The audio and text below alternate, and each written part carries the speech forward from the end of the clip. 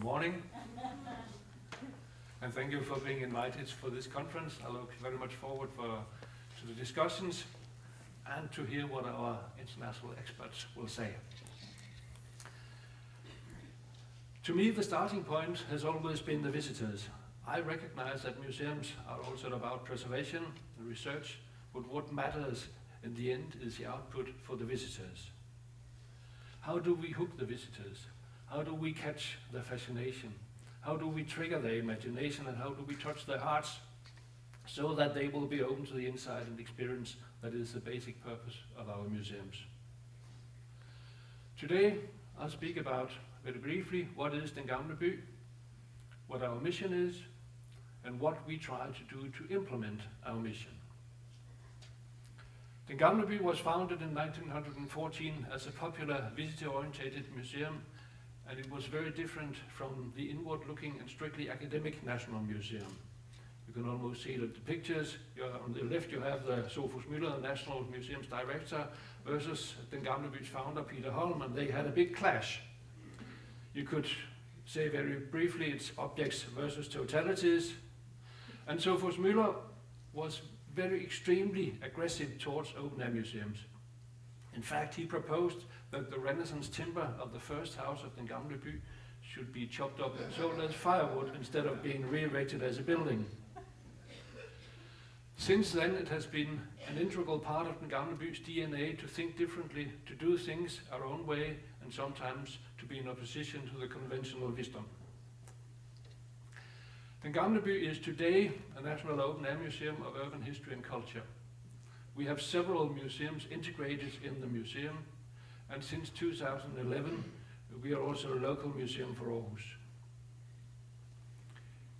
We depict Denmark in the 1700s and 1800s.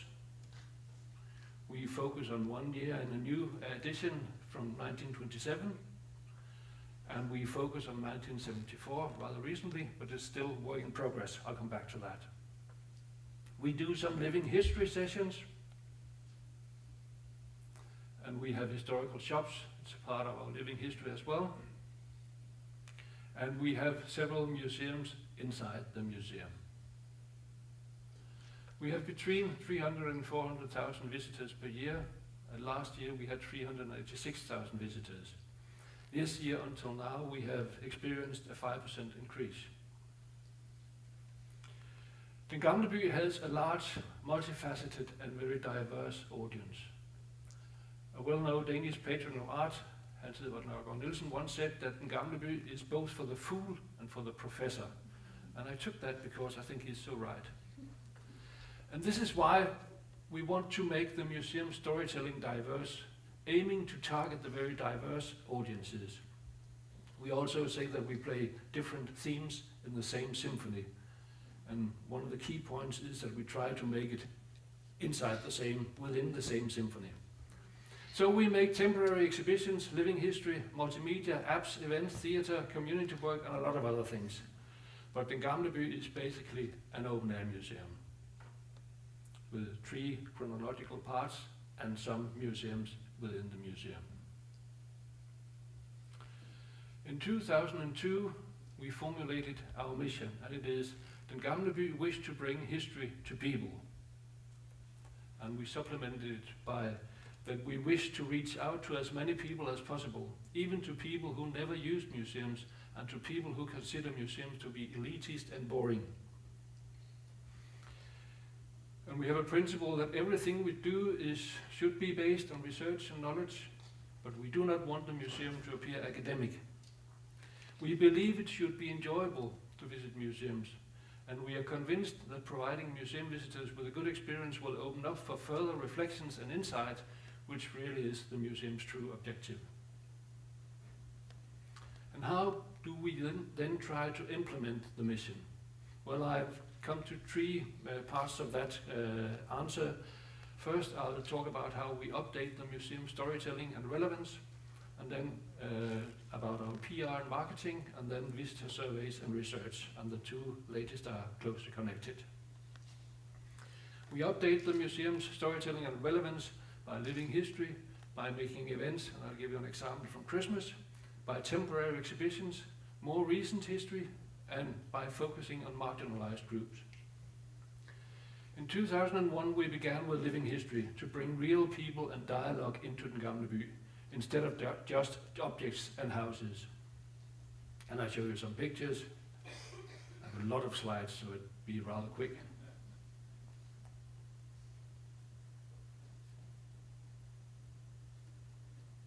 This was not popular in professional circles.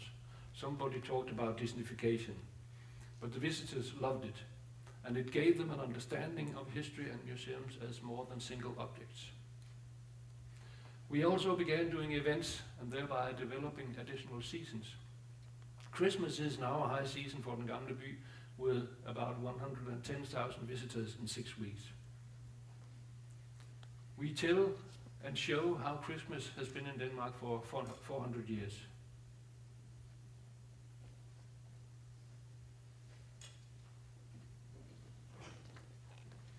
We began to organize temporary exhibitions based on the museum's own collections and main themes.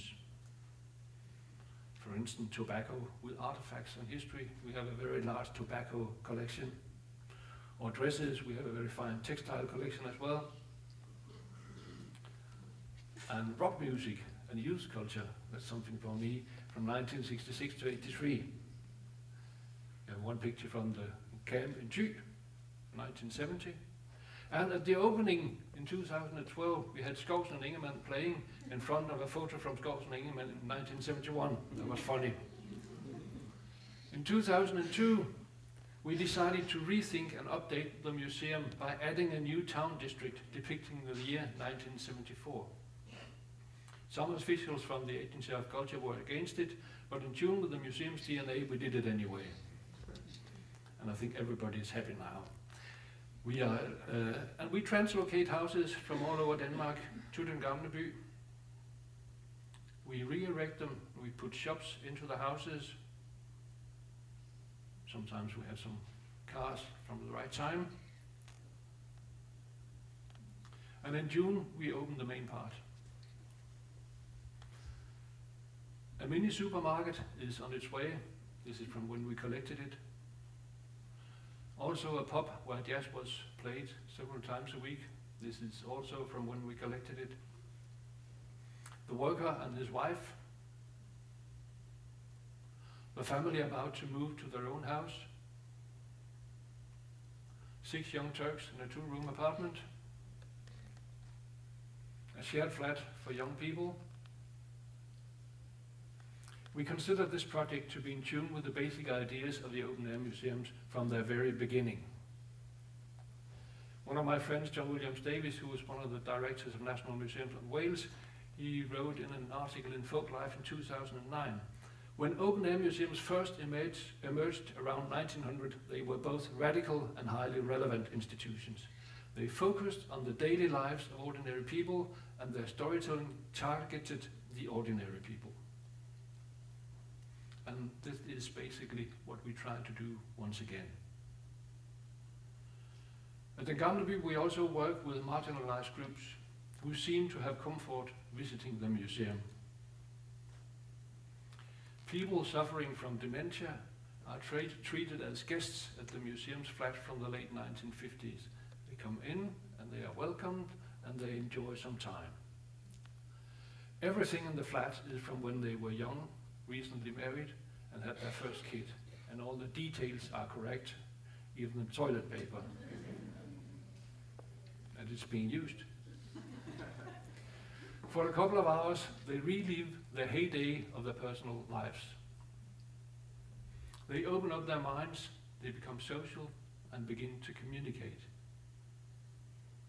I'm sure that they do not learn much about history, but we know that they feel better during the visit and several weeks hereafter, even though they don't remember anything from their visit. It's very moving and creates interest even among the highest positions of our society. The Gamle By's totalities also works with other groups, for instance, youngsters who are suffering from mental diseases. Most recently, we brought the home of a homeless into the museum. His name is Ulrik, and he earns his living by selling the Homeless magazine. Together with him, we documented his life and exhibited his home at the museum for a 3-month period. Sometimes he was there to speak with visitors, and sometimes he was not. Bloch was at the Gamle By for the last 3 months in 2012. After that, we helped him to move his things to a new place. And what is left at the museum is the documentation and some good memories. I came to think of Stephen E. Wales' famous dictum about museums, that they should be from being about something to being for somebody. These initiatives do not contribute very much to the number of visitors, but we are happy and proud that the museum seems to be relevant for those marginalized groups. And to be honest, it's also excellent PR, and of course it can initiate important discussions. Updating the museum storytelling and making it relevant was the first thing I mentioned that we do to implement our mission. The second thing is to improve the PR and marketing, which is closely connected to the third thing, namely the visitor surveys and research. We have set up department for professional PR and marketing, but since 1985, I think it was, the Gamle By has been a member of the marketing network Top Attractions, together with large zoos, commercial amusement parks, and so on. Since 2004, we have had our own professional staffed PR department, and since 2009, we have had a professional staffed marketing department.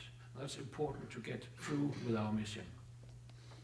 In Top Attractions, we have worked together on benchmarking and exchange of key figures. And on visitor surveys, we have our visitor surveys back from '85, and even though they are made together with, for instance, for Sommerland, we can use some important things from it. And we have nationwide distribution of brochures. Gradually, we got to know more about our visitors and more about the museum. And at the Gamle By, we are proud that the museum attracts many tourists, probably due to our 3 stars in the Guide Michelin. And we are also proud that most Danes know of the museum. We are also proud that the museum visitors generally mirror the Danish people. We had the feeling, but we did not know. However, now it's rather fine documented in the national visitor surveys from the Agency of Culture. Here you see the Gamle By's compass for the visitors, and you will notice that it's a rather balanced score on the Gallup compass. If you compare with some others, it would be very clear to you. You see that most of the other museums with many visitors are more one-sided towards the community-orientated groups, while the Gamle By is also relatively strong among the individual-orientated groups. Here we compare with Aachen, where we are now, and Aachen is the green one, and Gamle By is the red one. And here we compare with Louisiana, the art museum in Northern Zealand. And we compare with Aarhus Art Museum, and with the National Museum in Copenhagen, and with the National Art Gallery. And you have the Gamle By once again, and we are proud that we are rather balanced in the score. You could, with a twinkle in the eye, say that the Gamle desperately needs more 50-plus female high school teachers among our visitors, so we should maybe do some reach-out work. Of course, we would like to have more of the typical museum visitors, but basically, we are very proud that the composition of the Gamle By's visitors to such a high degree reflects and corresponds to the composition of the Danish population. We believe it's important to focus more on visitor research. Since 2009, we have had our own professionally staffed department for marketing and visitor studies, and from 2012, we have intensified our visitor research. We analyzed the Gamle By's image, how the visitors get to know about the Gamle By, the visitor profiles, the needs and the wishes of our visitors and non-visitors, and we make both quantitative and qualitative research with indispensable support from the Agency for Culture. The results show that the Gamle By's image as a cozy, half-timbered urban town from the 1800s is extremely strong. In fact, it's so strong that it obstructs the communication of all the new things we are doing. We believe that the only way to change this is to increase our knowledge of visitors and non-visitors and to intensify our professional PR and marketing. In this respect, Den Gamle By is very similar to theme parks. 20 years ago, I read some text written by the man behind the Canadian Museum of Civilization, Joseph MacDonald. He studied commercial attractions, museums, theme parks, and the parks made by Disney Corporation. I especially noted once one punchline. He said that the theme park is setting the tune to which we will all ultimately have to dance.